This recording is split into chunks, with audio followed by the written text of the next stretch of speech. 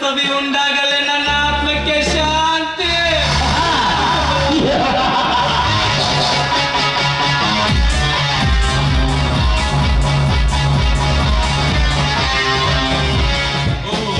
ನಾ ವಯಸ್ಸಿನ ಹಕ್ಕಿ ಇದ್ ಕಡೆ ಬರ್ತಾ ಇದೆ, ಬರ್ಲಿ ಬರ್ಲಿ.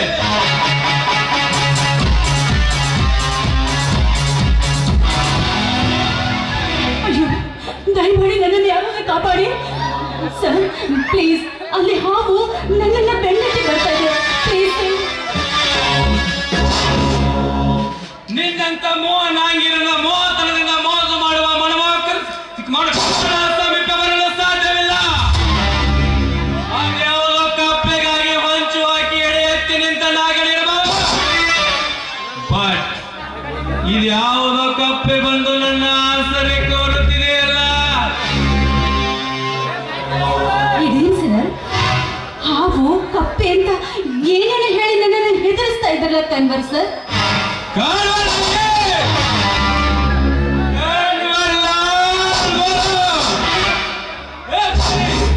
ಸಾಧುವೆಯನ್ನು ಸೋಗು ಹಾಕಿಕೊಂಡು ಸಾವಿತ್ರಿ ರೂಪದಲ್ಲಿ ಬಂದು ಕಾಪಾಡು ಕಾಪಾಡು ಅಂತ ಹೇಳುವ ನಿನ್ನಂತ ಕಾಮಿನಿಯರು ನಾನಂತೂ ನೋಡಿಲ್ಲ.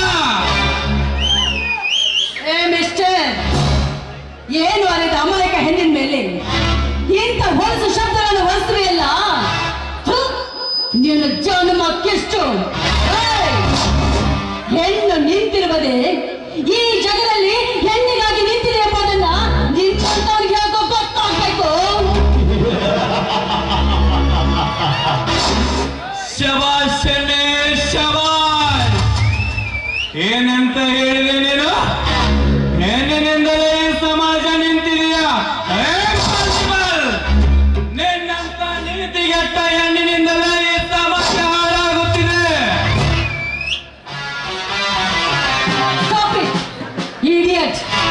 ಯಾಕೆ ಯಾಕೆ ಈ ರೋಷ?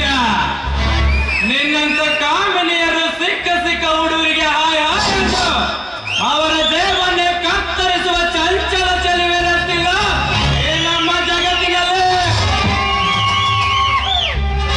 MTV ಫ್ಯಾಷನ್ ಟಿವಿ ನೋಡಿ ಬಟ್ಟೆ ಧರಿಸಿ ಅಮಾಯಕ ಹುಡುಗರನ್ನು ಬೊಟ್ಟಿಗೆ ಹಾಕಿಕೊಂಡು ನಿಮ್ ಬೇಳೆ ಬೇಯಿಸಿಕೊಂಡು ನಿಮ್ಮಂತ ನಮ್ಮ ರಾಮ ರಾಜ್ಯದಲ್ಲಿ ಪ್ಯಾರ್ ಕುಚ್ ಕುಚ್ ಹೋತಾ ಎಂದು ಮಾಜಿ ಪ್ರಿಯಕನೊಂದಿಗೆ ಮೋಜು ಮಾಡಿ ಇನ್ಯಾರದೊಂದಿಗೆ ಮದುವೆ ಆಗಿ 6 ತಿಂಗಳಿಗೆ ಮಗುವನ್ನು ಹೆತ್ತು ಕೊಡುವ ಪತಿವ್ರತ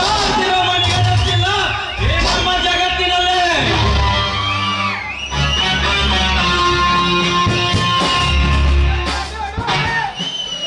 ಸಿಕ್ಕವರ ಬೈಕ್ ಮೇಲೆ ಕುಳಿತು ಅಂಬನೆ ತುಂಬನೆ ಏಕ್ ದೂಜೆ ಕೇಳಿ ಎಂದು ಮೆಂಡನೊಂದಿಗೆ ಸರಸವಾಡುವ ಹೆಣ್ಣುಗಳಷ್ಟಿಲ್ಲ ನಮ್ಮ ಜಗತ್ತಿನಲ್ಲೇ.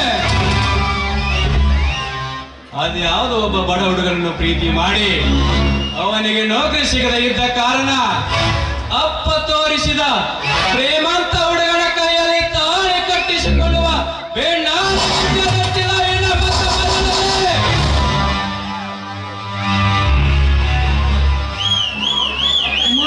ಬಾಯಿ ನಾನ್ಸೆನ್ಸ್. ನಾನು ದೇವಸ್ಥಾನಕ್ಕೆ ಬಂದಿರುವುದು ನಿನ್ನ ಹಳೆಯ ಕಥೆಯನ್ನು ಕೇಳುವುದಕ್ಕಲ್ಲ. ನಿಮ್ಮಂತ ಕಾಮುಕರು ಇರುವುದರಿಂದಲೇ ಹಾದಿ ಬೀದಿ ಮೇಲೆ ನಮ್ಮಂತ ಹುಡುಗಿಯರ ತಲೆ ಎತ್ತಿ ತಿರುಗದಂತಾಗಿದೆ. ಕೊಂಡ ಹುಡುಗಿಯರನ್ನ ಬೈಕಿನ ಮೇಲೆ ಕೂಡಿಸಿಕೊಂಡು ಅವರೊಂದಿಗೆ ಎಂಜಾಯ್ ಮಾಡಿ ಯಾರಾದ್ರೂ ಕೇಳಿದ್ರೆ ಸಾಕು ಅವರು ನನ್ನ ತಂಗಿ ಸಮಾನು ಅಂತ ಸೆಂಟಿಮೆಂಟ್ ತೋರಿಸ್ತೀರಾ. ಊರಲ್ಲಿ ಡೀಸೆಂಟ್ ಆಗಿ ತಿರುಗುವ ನಿನ್ನಂತ ಕಾಮುಕರಿರಷ್ಟಿಲ್ಲ ಈ ಕಲಿಯುಗದಲ್ಲಿ. ಕೈಯಲ್ಲಿ ಕಾಸು ಮೈಯಲ್ಲಿ ಓದ್ತಿದ್ರು ಕೂಡ ಕಾಲೇಜ್ ಹತ್ರ ಬೈಕ್ ತೆಗೆದುಕೊಂಡು ತಿರುಗಾಡಿ ಕಂಡ ಹುಡುಗಿಯನ್ನ ಚುಡಾಯಿಸಿ ಕೊನೆಗೆ ಗಾಡಿಗೂ ಪೆಟ್ರೋಲ್ಗೂ ಗತಿ ಇಲ್ಲದೆ ಸಂಜೆ ಎಣ್ಣೆಗೂ ಗತಿ ಇಲ್ಲ ತಿರುಗಾಡುವ ನಿನ್ನಂತ ಹುಚ್ಚ ಹೆಸರುಗತ್ತಗಳಷ್ಟಿಲ್ಲ ಈ ನಮ್ಮ ಸಂಸ್ಕೃತಿ ನಾಡಿನಲ್ಲಿ.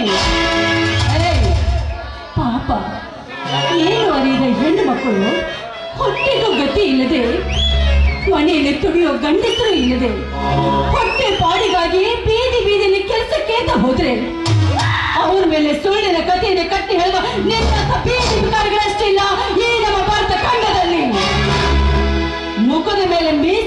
ತಕ್ಷಣ ಕಂಡ ಹುಡುಗಿಯರು ಸಂಘ ಮಾಡುವುದು, ಮದುವೆ ಆದ ಮೇಲೆ ಮಾಡಿಕೊಂಡ ಹೆಂಡತಿಗೆ ಸುಖ ಕೊಡಲಾರಷ್ಟು ಗಂಡಸರಾಗುವುದು, ಸ್ನೇಹಿತರಿಗೆ ಕುಡಿಯೋದಕ್ಕೆ ಸೇರಿ ಕೊಟ್ಟು